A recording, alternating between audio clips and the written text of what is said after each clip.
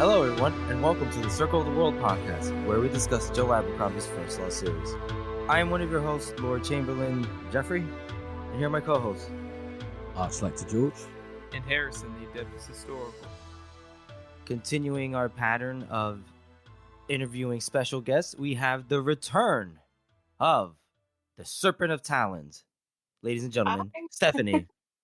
Hi, everyone. Thanks for having me back, guys. Yay! Of course. You were our best rated episode last time, right? Oh, okay. Love that. I hope I can live up to the hype. Yeah, no pressure. If you don't succeed this time, we'll never have you back on. All right, fair enough. You can't skate by on beginner's luck. I hope not. I have a lot of that. We'll break the streak. So, tell us a little bit more. Did you finish? You finished the Great Leveler, the standalone trilogy, right? I'm all caught up. It was honestly after our last episode, I was so I wanted to get back into it so badly because I had such a good time. And so immediately after we were done, I read The Heroes, and then I read Red Country, and then I decided I needed to reread everything up to that point. So I read the whole first trilogy again and Best Served Cold, and then did Age of Madness. And I did all of that in the span of about 6 weeks. So it was, and Sharp Ends, by the way. So it was 10 books, 6 weeks. It was a binge, but had the best time. So it was great. A worthy binge. Pacey made it easy. Very true. He does make it easy. Very true. Mm-hmm. How would you rank the trilogies? Original, standalones, and Age of Madness? Standalones, original, Age of Madness. Okay, interesting. Yeah. I like that. I mean, the standalones were so good. It's honestly 1 and 2 are tight. Like that's. Monza just takes it over the edge. Of course, you guys know I love her. And I thought The Heroes, funny enough, that ended up being my favorite book because that was the one that I got stuck on. Because our last episode, I'd only read the first. I think it was Before the Battle, and then I put the book down for 9 months and didn't continue reading. And then once I really got into it and read the whole thing, it ended up being my absolute favorite. So I think the standalones get the edge for that reason. Yeah. Yeah, It's understandable. Okay. Do you guys like that rating or what? It's an acceptable rating. No, actually, I'm that's a no. No, actually, I don't know. I think mine are almost the same because I tend to. It's difficult, right? Because we were just talking about this with Tamil Bohr last time. Like, whenever you're reading each book, it's like, oh, this is the best book in the series. And then you go to the next one, you're like, oh, this is the best book in the series. Every single time. So it's really hard to pick. But I do notice that anytime I get to the standalones, I'm always completely drawn in 100% the entire time. I think it's something to do with the fact that each standalone has different characters, whereas in the trilogies you keep following the same. So it's a bit more fresh, isn't it? Yeah, that makes sense. I think you also get to dive a lot deeper into the characters in those trilogies because you have 3 books to get to know them. And obviously, it's hard to compete with Logan and Glocta and Giselle and the OG crew. But I feel like the standalones, he did so much in a shorter space of time. And I feel like we covered more ground in those books. I thought what he did in The Heroes was honestly just really special. And it's one of the best books I've ever read. And it's hard to put it below anything, even the first, as much as I love the first trilogy, even with Age of Madness being at the bottom of that group, Age of Madness is still better than a lot of books there. So everything was so enjoyable. And like I said, that 1 and 2 ranking are really, really tight. But I loved The Heroes. I thought it was just so cool what he did there. So what did you think of his anthology style chapters where, the POV jumps around? Oh, I think it's awesome. The little yeah, I remember the first time when I was first reading Casualties, I didn't really pick up on what was happening because I'd been speed reading, right? So I've been forcing as much first blood down my throats as I could get. And so as I was going through this chapter, I think I was on the 3rd POV before I realized wait, what is going on here? So I had to restart the chapter and really actually listen. And then I realized what was happening. And I was like, oh my God, I think I messaged you guys in the group chat. And it was guys, this is so cool. And you're like, yeah, it's a thing. Like, we're all aware of it. And it started to, I would look ahead at the audio chapters. I'd look at the length of the chapter, and I could tell when it was going to be a little people chapter based on the length, because they're usually like an hour 15. And I'd be like, yes, another one. So yeah, I thought that was really cool and very original.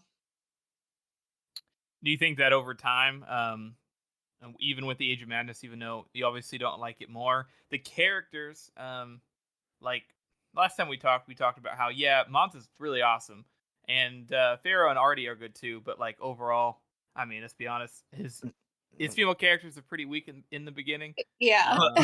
Comparatively. Yeah. Let's not forget when Stephanie called Pharaoh a dog. Let's not. Yeah. But no, oh my god. Okay, all right. For everyone listening, I felt really bad when I got off the episode. I was like, they brought me on to talk about the women characters and do a women empowerment episode, and the first thing I did was compare Pharaoh to a caged animal.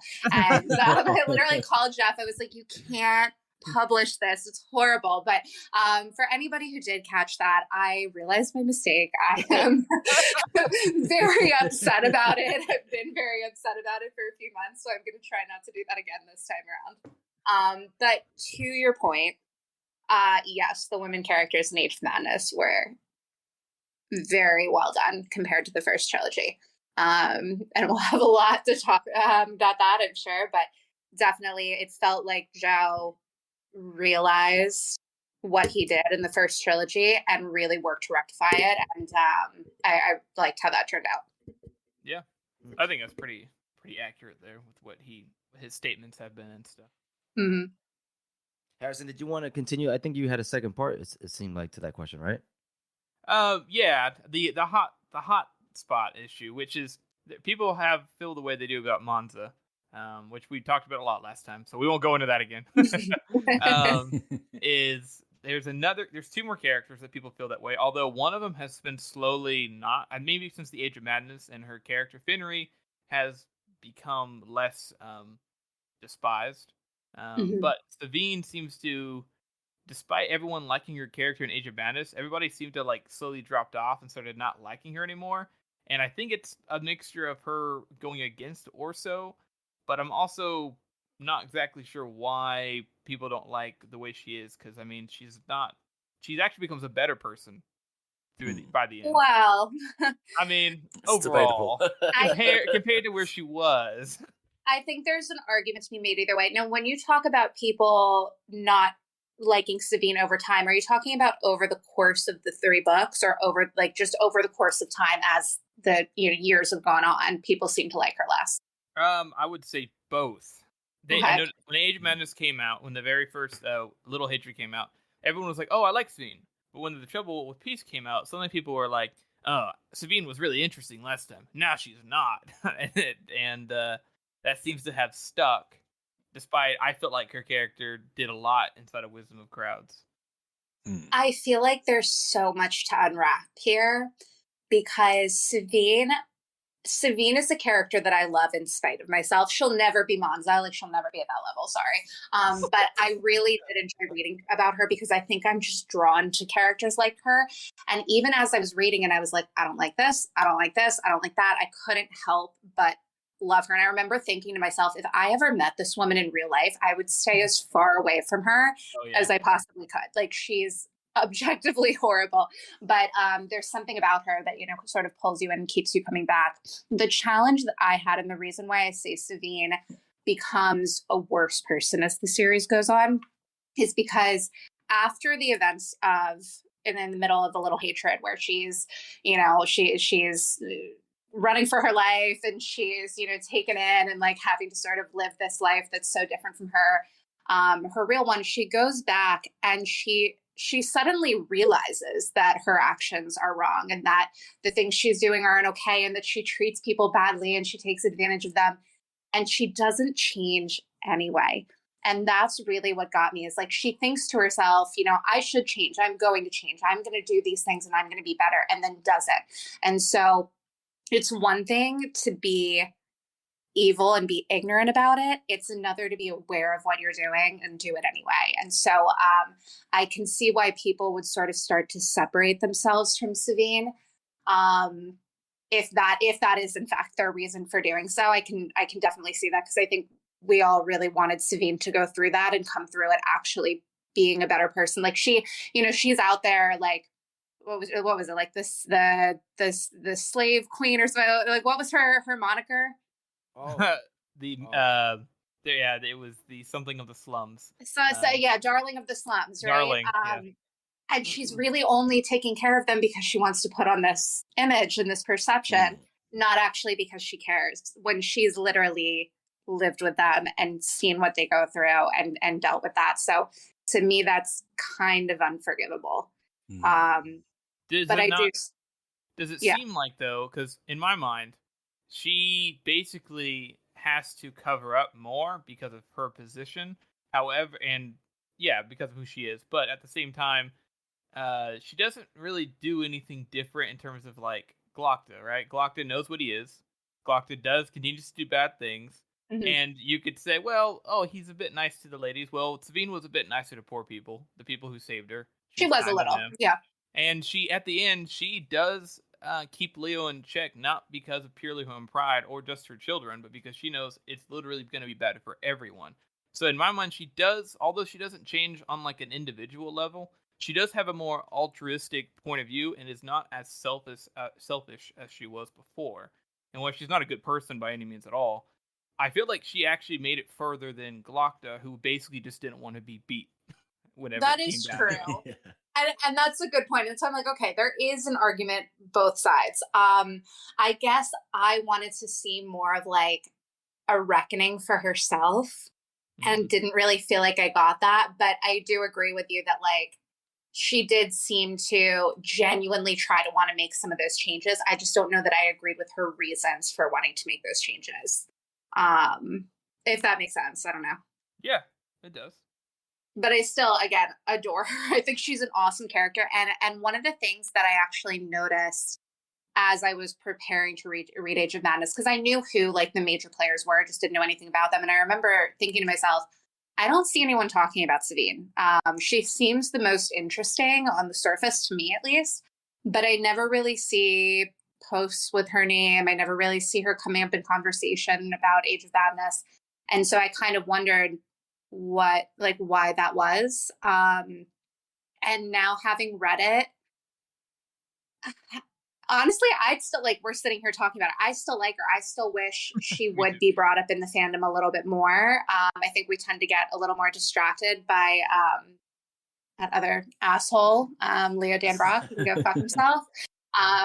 One resounding fuck Leo for the podcast, and we'll probably have a few more along the way. But I do wish that she was talked about a little bit more, because there's a lot to unpack there. You just answered my last questions. I was basically just going to say, is Savine sort of justified by the end of her story? Like, well, by the like end, a lot changes by the end, because now she's got kids.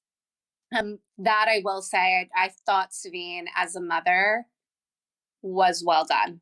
I was worried that she would have the baby, or babies in this case, and still think of herself first, and she didn't, which I appreciated. Okay. What did you think of Shy? A lot of people don't talk about Shy. I know, and it's funny, as we were talking about the Great Leveler, I didn't even mention Red Country. I really enjoyed Red Country while I was reading it, and I don't really have any desire to go back to it. Shy, I loved Shy while I was reading. I was like, this girl is awesome. I think Shy probably has one of the best hearts of any of the main characters that we get in all of the First Law. Like, she actually is, I think, a good person who's been through a lot of tough things and has hardened herself. But she struck me, at least, as a good person. And I almost wonder if in a series like this, where we're looking at bad people doing good things and loving the complexity of sort of, comparing those two, and loving someone who's bad in spite of themselves, that Shy doesn't almost fade into the background a little bit. Like, her goodness also makes her less interesting, which is unfortunate because there's nothing about Shy really that I can sit here and say I disliked. But I also don't think of her very often. So I mean, that's exactly my thoughts. I mean, really, yeah, okay.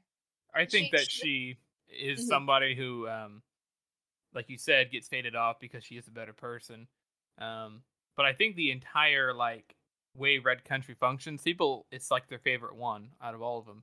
But I don't know how much of that is contributed to Logan. You take Logan out of the picture, it's probably the most like, it's the happiest ending. The heroes save the day. The good people get to, be good and not get punished for it. It's definitely the least grim and dark sort of book, isn't it? You also get a lot of endings for prolific characters. I mean, Casca and Carlot, and you sort of see where their journeys end. And I don't know. I finished Red Country almost with a feeling of closure. Yeah.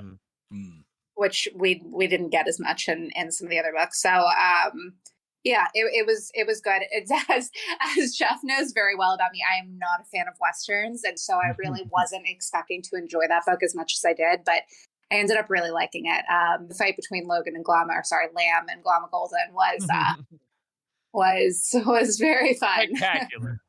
Yeah, I remember I was flying back. It was Thanksgiving. I was flying back from Thanksgiving, and I remember like I was in the airport, and I was sorry if this is TMI, but I was going to the bathroom, and I couldn't even turn it off to do that. Like it was in the middle of that fight, and I was like, I can't stop for even 2 minutes. Like, cannot do it. It was so intense. So it was fun. This would be my last fight. Yeah, it was a good time. So with Shy, as we wrap her up, not too much to say other than the fact that it's really nice that she's a good person compared to everybody else. Where would you rate her? Like, in your character favorites, would you rate her closer to on the bottom or more middle, or is she up there? You just don't talk about her. Are we talking about women characters or all characters? I'm gonna go with women characters just because of our theme. I'm trying. So I don't think I've ever actually tried to rank them in my head. So I'm just going to go like off the top of my head. Obviously, Mons is number 1, Savine 2, probably Finry 3. Ooh.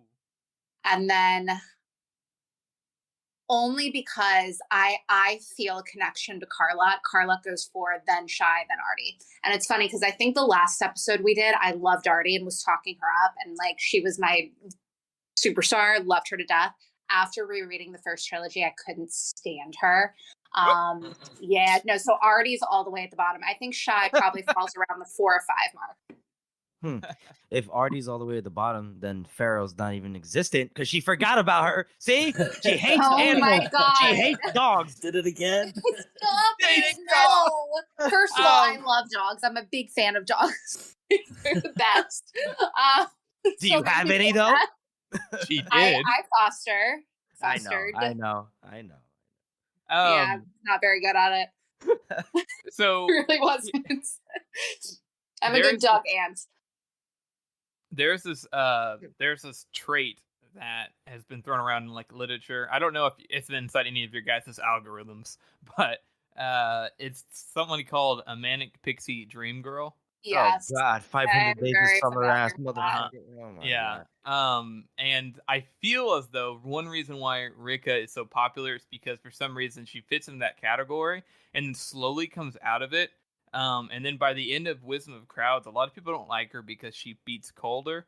But also I feel like it's because she's basically grown up. And I don't know why, but it seems like people are like, God, Rika shouldn't have won. Things like that. No. No. I think the problem with Rika is that she's such a different person than she was at the beginning. By the end, when somebody changes that much, all the people who liked her at the beginning are not going to like her at the end. Like, it's just the way that her transformation went is not going to appeal to the people who liked Rika at the beginning. I liked Rika at the beginning. And after everything sort of went down, especially after the scene with Cowrib, I sort of, her whole attitude completely, she felt like a completely different person.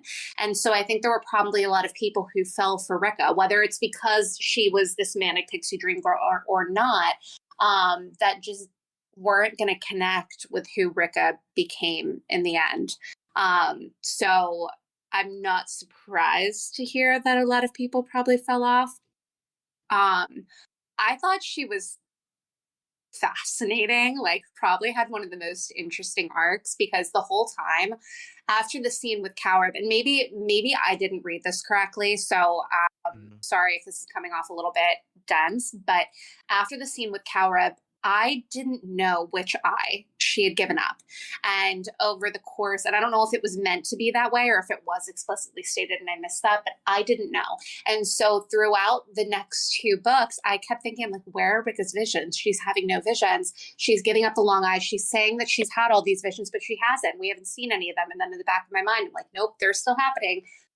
Joe's intentionally not showing them to you. And so, which is great. Which is great, right? And so I ended up sort of, I thought maybe in the Trouble with Peace, we'd figure it out. Beginning of Wisdom Crowds, we'd figure it out, and we didn't. So I kind of fell into this place of like, okay, she did give up the long eye. I can now safely assume she's lying. She's full of shit. Like she is somebody that I can now choose to dislike and feel good about it. And then Joe throws that wrench in at the end, which completely turned everything on its head. And so, I think that honestly, like, to me, was more of like, wow, he's such a good writer that he held off for so long before like he let me feel safe in choosing to dislike her. And then it ended up not being the case at all. So anyway, circling back, because I've gone off on a tangent here, but to your point about the manic pixie dream girl sort of trope, I think it appeals to a lot of people, that she sort of comes in as this, like, sort of quirky, like she's lanky I'm and not like skinny other and, girls, and I am a tomboy at the same time. yeah, right? And then she's got this like badass friend in Isern who I love to death. Like, Isern's amazing. So make of your Quimba Stone. Make of your Quimba Stone, right? So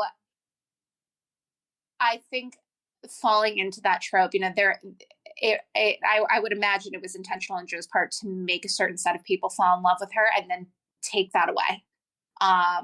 So does that answer your question?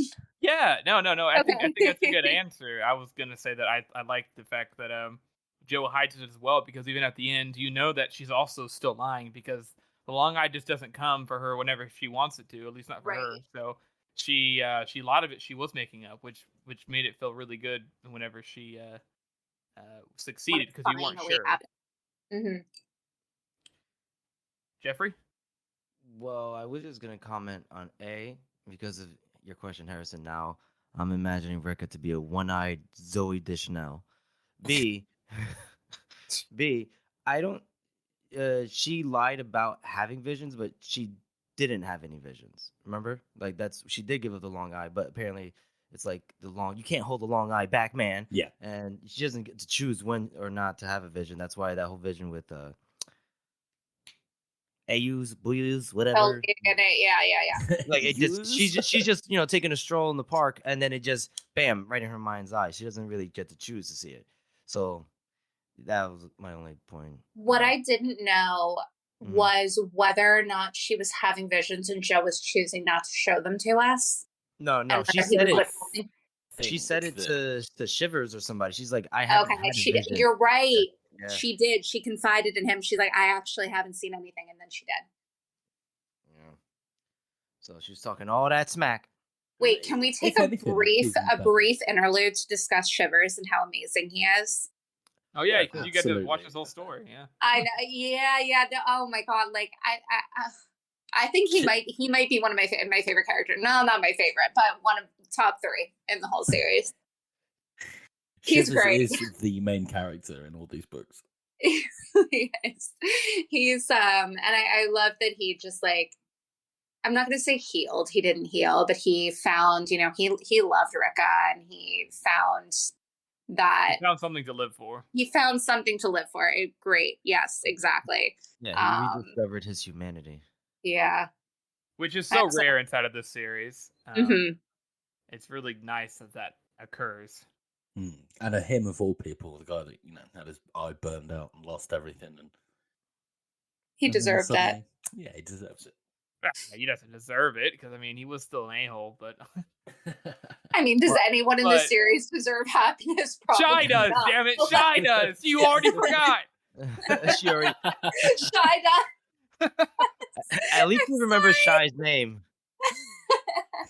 There was, by the way, while I was reading A Little Hatred, I had a very brief moment where I thought Judge might be Ro, and that ended up getting blasted out of me at some point because it was made very clear that she wasn't. But for a while, I was like, no way, like no chance. But or maybe it wasn't A Little Hatred. Whenever Judge got real big, and I was like, oh shit. Yeah, but it wasn't. A good amount of people thought the same thing too. I thought it was made clear. I can't remember exactly when or what the situation was, but there was a moment where it was made very clear that it was not her. She talked about her backstory to Broad and to Leo in Wisdom of Crowds. And she basically says some wacky stuff like she grew up in the far country, but that's basically all she gives off. And that's why people thought, well... It was something about, did she say her age or something? Oh, it was her age. Yeah, she's like 30-something. Yeah, it just the timelines didn't work out. But for a while, when she was given her sort of backstories, I always thought that was sort of like a Joker thing, like in The Dark Knight, where he keeps giving these backstories and they're all wrong. They're all not actually true. Yep. A lot of people don't like how Judge is in there like that, but I enjoy it. Yeah, I could have done without Judge.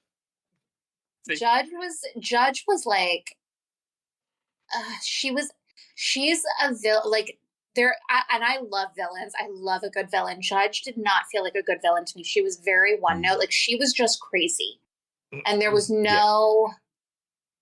I always want to get to know. I'm like, what's their reason for doing what they do, whether it's right or not? Like, what is their reasoning? She just wanted to burn the world down.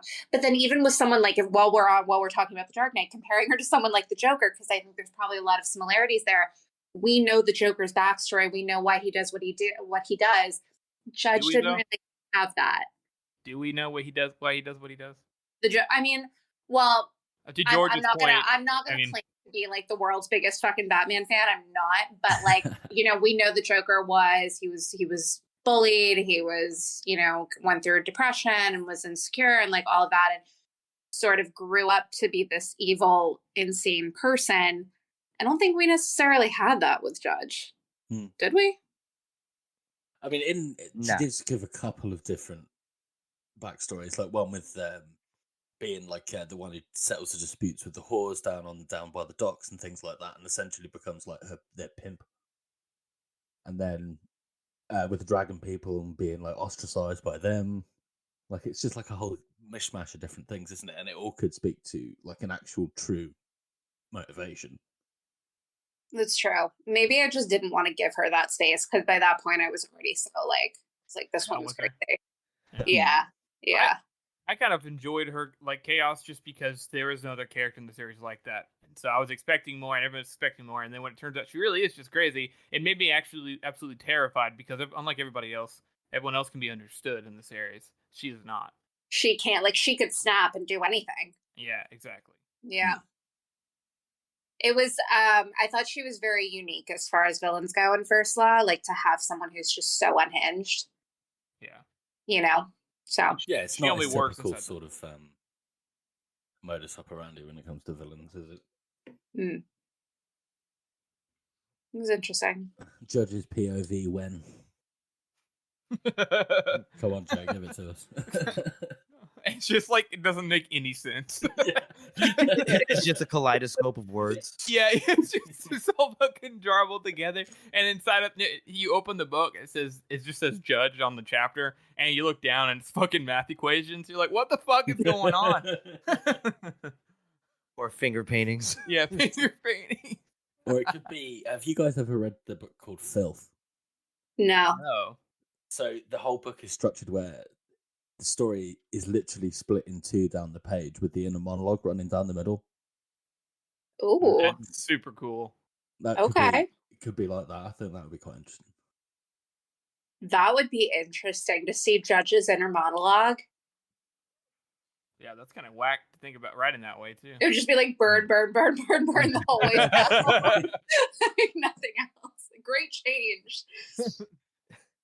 All right, with that, George, you want to shoot us your best meme of the week over here? Yeah, we've got a repeat person for the meme of the week, which is Your Words Won't Save You on Reddit, and this is one of the most intricate things that I've ever seen on House of the Meme Maker. It's just essentially a really long advert, and it's in the style of like a drug, and it's the seed, and it's so funny. I'm not gonna read the whole thing out, but it's hilarious. Go look at it. It's one of the best hilarious ones. Lacking stamina, don't have that old magic, missing the ability to slaughter by the thousands. You need seed. It's just a picture of an old decrepit man turned into, and then the next slide, he's all young again. So yeah, go and check that out. That's really funny. Thank you very much. Your Words Won't Save You. That obviously a lot of work went into that. So thank you for that, George. Appreciate it. Harrison, did you have another question for Stephanie? Of course, I have them all. Somebody who is even, I feel, is even more not talked about like at all is Vic, and Vic is very interesting because she does not ever go down the path that you expect her to go down. You keep expecting her to do something different, and then right as you finally assume, oh yeah, she's like locked, or she's just stuck in the loop of pain, she actually breaks out of it by the end. You're like, oh, well, that's surprising. I feel like my comments here are going to betray exactly how I feel about Vic, which is that I don't have a whole lot to say. And I hate that. I hate that because actually Vic, and I think I even messaged you guys like while I was reading, I was like, I don't really get Vic. But reading it, I'm like, Vic is actually like, we're talking about good people, like good-hearted people. I'm like, Vic actually, like, she has a good heart. Does she always act on it? No, but like, you know, she's somebody that you want to root for. And yet, as I was reading, I felt like it just wasn't a storyline that interested me until the end. And then I was like, oh shit, like, okay, go Vic. I feel like I would have a lot more to say about Vic after a reread, and I don't want to sit here and like, you know, because I do tend to talk in circles. I don't want to just like say a lot of words about Vic when I don't feel like I really have a whole lot to say, because I think I did discount her, and that wasn't fair for me to discount her. And I think the second time around, I would give her a lot more of a chance, kind of like how the second time around with Artie, I was like, wait a second, no. I feel like it would be the opposite with Vic, where I'd be like, okay, actually, this is someone I really do want to pay attention to and focus on. I was just so much more worried about everything else that was going on, you know? So, yeah, Vic was cool. She deserved more than what I gave her. That's really what I have to say there. I think Vic's one of those characters that should be a lot more interesting than she is. Mm-hmm. Like you really do want to root for her, but you just kind of, it's very difficult. Well, I think a lot especially of the when she admits to being a sociopath. That's a little bit, you know. Well, go ahead. I just was gonna say, I find it really interesting in the Age of Madness. The characters seem to be, whereas we don't have as much of a connection to them, I think everybody agrees, as you do in the first trilogy. You're also kind of prepared for them to be in a certain way, which is kind of what we talked about with Tamal Boar. But I think another big factor is the fact that everybody in the Age of Madness is literally changing the path of history, except for two characters. Unlike in the original trilogy, whenever none of the main characters really change much of anything, Vic and Broad don't do jack shit other than live in the situations that they have. And they also, ironically, the two people that start off on the lowest place as well. So Broad stays there. And Broad fucking stays there. Fucking boring ass. Fucking. Honestly, fair. I understand Broad stuff, but it's interesting because Vic it's written, I feel like, as an original trilogy character, and she's treated as such. But the world is now different, and the way the books are written are now different. So she doesn't actually fit into that mold as much anymore, which makes her less interesting, because not only is she's not changing the world like everybody else is at the same time. She's just kind of living through it, which seemed to have been fine for everybody before. It's really interesting because I also felt like as I was reading it, it's close but a little bit different. I felt like as I was reading Age of Madness, Vic's storyline most closely aligns with somebody from the original trilogy. And so I kept comparing Vic to Glokta. And the whole time I was like, Glokta's just more interesting. But I do kind of like the point that you've made about like Vic's just living in a different world when she probably could have done a lot more in the first trilogy. Yeah, it's tough. I want to have this conversation with you guys again after I do my reread of Age of Madness, which I will do at some point, because I think I'll just understand Vic better by that point. She was a very interesting character who did a lot of things, and we got a really unique perspective on what was going on in the world through her. But you're talking about a character who, and like we're comparing her right to Orso and to Savine and Leo and Rika, and they all have these huge, like larger than life personalities, and Vic doesn't, and that makes it kind of hard to like. And that's part of her character, and that's honestly part of what makes her so great, because I can be. I mean, you guys, we've met in person by now, like I'm pretty extroverted, but I go through these like these moments where I'm like, actually, I think there's a lot more to gain here by being silent and just listening and taking things in. And that's what Vic does. And I have a lot of admiration for people who are like that. And so I look at like, why did I treat Vic this way mentally and not give her the space that she needed? When actually she deserved a lot more. So I would want to revisit that conversation. I want to do a reread of her and appreciate her a little more. I like it. That's understandable. Yeah. Appreciate Vic, fans. Appreciate Vic. All right. Appreciate Vic. Yeah, I will for sure the next time. George, you got a question? Yeah, I was wondering about this one because this might be a bit inappropriate, but we cut it out. Oh, is this? I know what this is. So I think in an effort to sort of engender, no pun intended, like good feelings for making up for his mistakes, Joe's like puts a lot of detail into certain descriptions, especially of what he calls the demences. Right. And I'm thinking, is he just making this shit up, or is it actually like it's different for everybody, right? Just like go and ask his wife, or So okay. First of all, I appreciate that you're asking the question. We're on an episode about women, talking to a woman, and that's honestly something that I think is glossed over in literature in general, especially fantasy, but in general, is that women have this thing that we're dealing with every single month that never seems to be mentioned in media, period.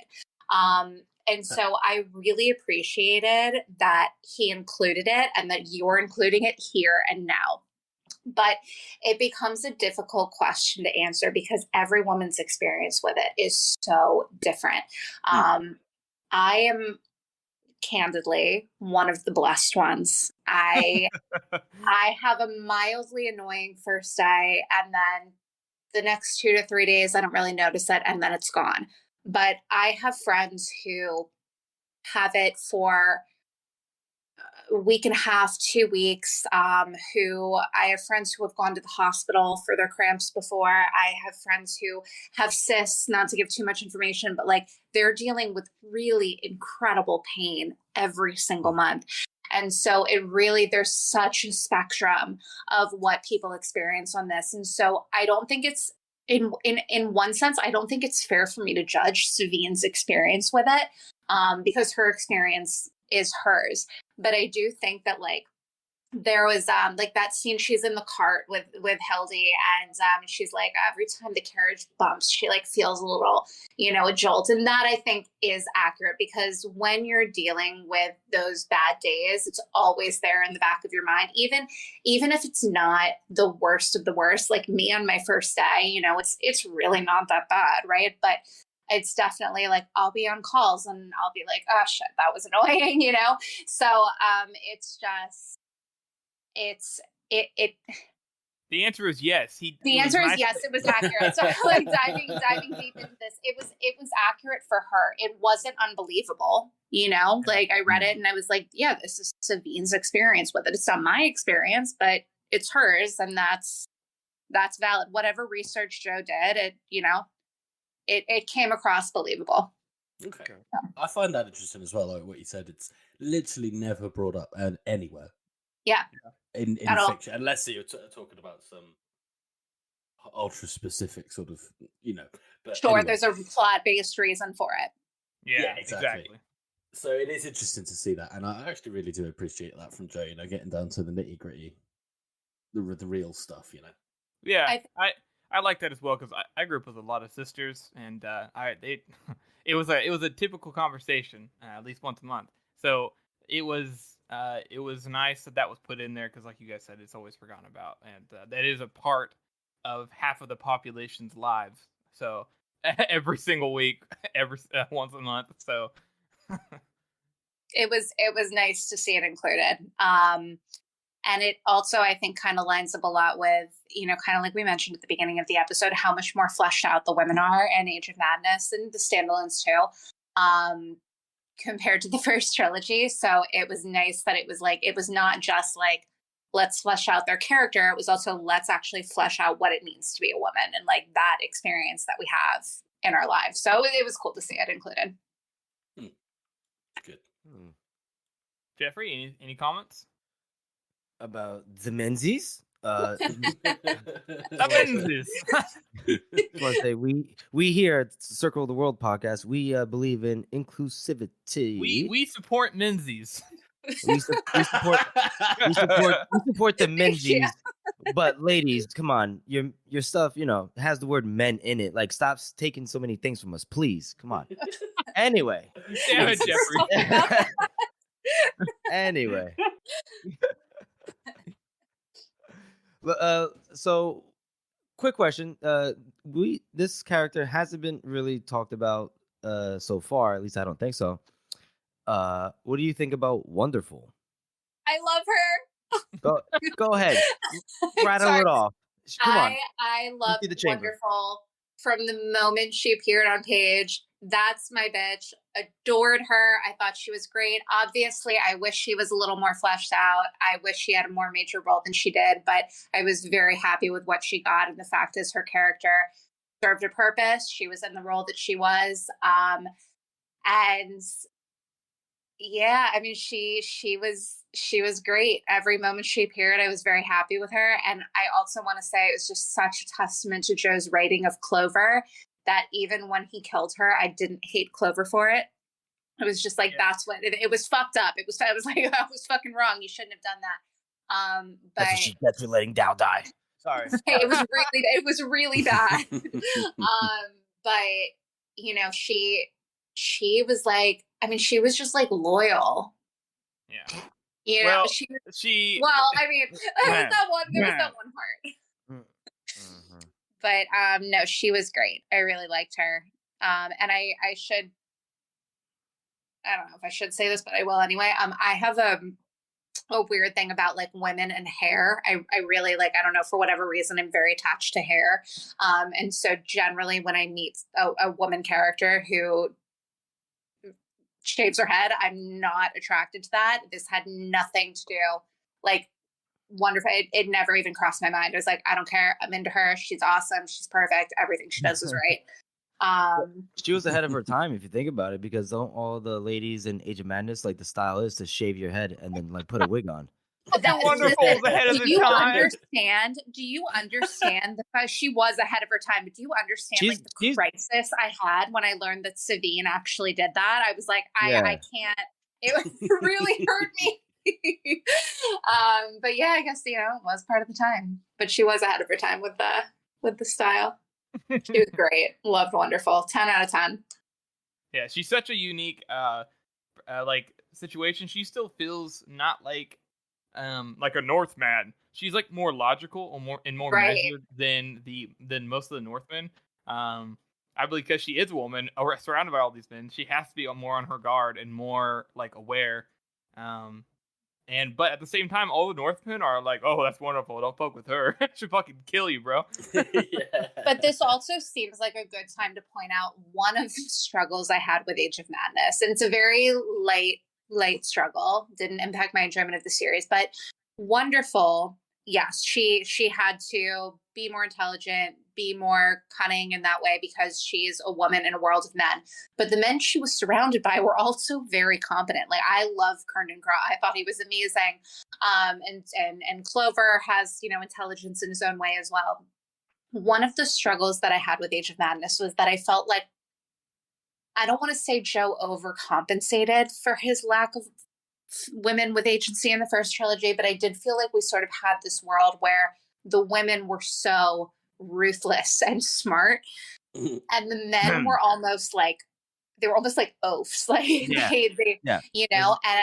and right, and so Yeah. it felt like, the men were almost the props, which is not, to me, that's not what equality is, right? It's not making women better than men, it's making them equal. And so I would have loved to see more like really highly competent men in that generation. And I felt like the one we really got was Glocta, who was a carryover from the first trilogy. So that was one of the big challenges I had with Age of Madness, was actually wanting to see more men with agency and intelligence. I see what you're saying, and I think Jeff has had similar complaints, and I think a lot of people have, especially that's why Calder, the whole Calder situation. Mm-hmm.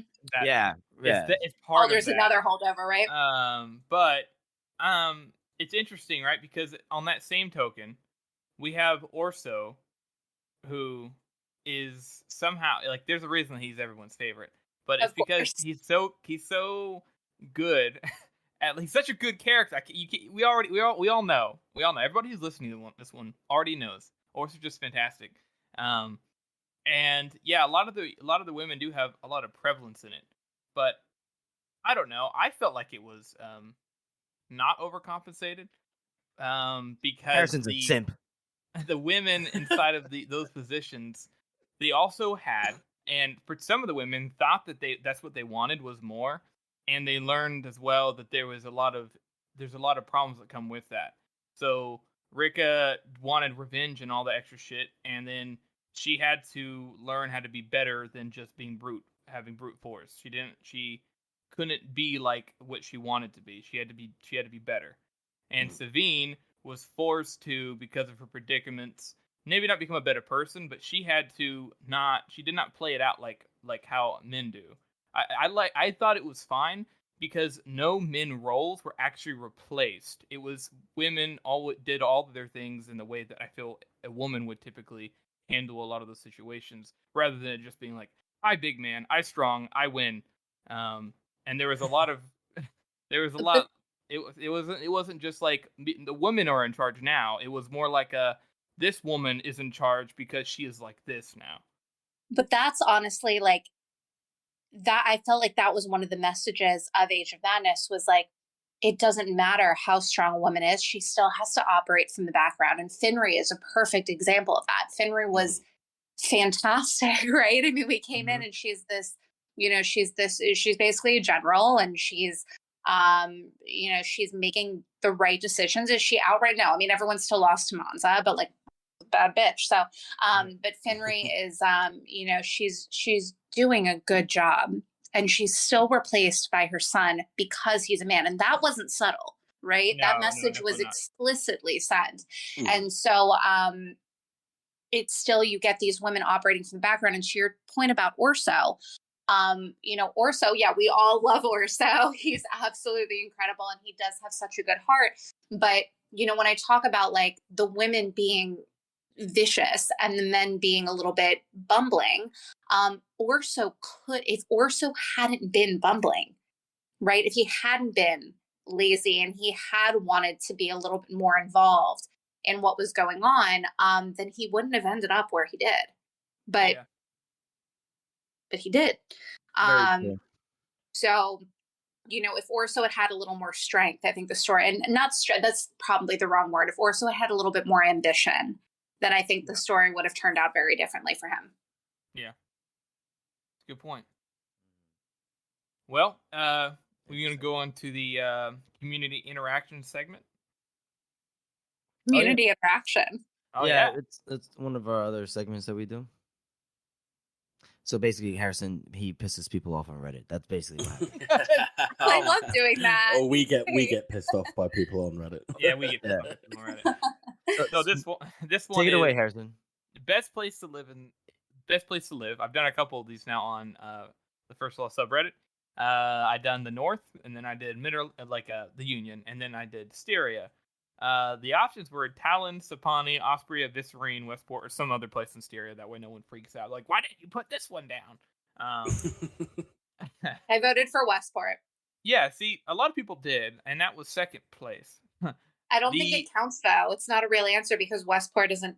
Well, Styria. It is, though, because that's the thing, is it doesn't have the same laws that the Union does. It's literally on Styrian soil, and it's kind of the crossroads of the world, right? So, I don't think it really counts in the Union. It can kind of count in both. That's the whole point of it. So I didn't do it last time, so I figured I'd do it this time. Mm-hmm. But the one that won was fucking Sapani. That was hilarious. Like, come on. I love this answer as well, Sapani, because I'm a degenerate. Everyone wants to go to Cardati's. That's what it is. What I've understood. The whole Sapani chapter was talking about how miserable Sapani was through the lens of Sapani's amazing, but actually it's not. So I thought that was really funny. Yeah, it is pretty funny because I'm like, Sapani is supposed to be the worst place to live in Styria, and everybody in the First subreddit's like, yeah, but I would live there. I can handle it.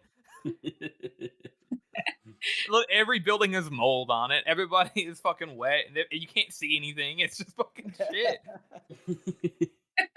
I think Osprey would do a little bit better because Osprey is renowned to be like a fucking nice place to live. It's up in the mountains, fucking wine. Yeah. Old fortress city. It's fucking beautiful. But no. But no whorehouses there. Not Cardati's. If it don't got Cardati's, I'm not going. Can I make a quick shout out to the scene between Shivers and Gorst and the heroes? Where Gorst asked them, like, have you ever been... I was messaging you guys in the group chat. I was like, oh my god, guys, they met. Oh my god. Gorst is asking if you ever been to Cardati's, blah, blah, and you guys were like, it's happening, and then it went nowhere, and I was like, that was so well done, and that's another reason why, like, the heroes is my favorite. Like, that disappointment, I've never loved feeling so disappointed before. that was such a great moment. I really liked it, so props. And thanks to you guys for keeping me on my toes and making me think something was going to happen when it clearly did not. Yeah. We're like, oh my god, yeah, it's going to be crazy. Get ready! Let's go. Well, does anyone have anything else they want to say? I'm good. Are you guys good? Jeff's going to bed. I'm going to lay down for a little bit for sure. I'm all good. You're good? Yeah. Steph, do you want to talk about anything? No, I think I'm all right. I think you're all right? Thank you guys. Yeah. Thanks for having me back. This was fun. That's our show, everyone. We want to thank you all for listening and supporting this podcast. As you know, this is a passion project for the three of us, and your support really does mean a lot to us. Join us next week as we do The New Man, Feeding Time, and So Much in Common. And make sure you follow us on social media. We're on Instagram or on Reddit, and we have a website. It's circleoftheworld.com. And if you haven't already, please make sure to subscribe to our podcast on Apple Podcasts, Spotify, Google Podcasts, or whatever you use. And please make sure to rate this podcast as it helps to spread our reach. Thank you all again for listening. Make of your quim a stone.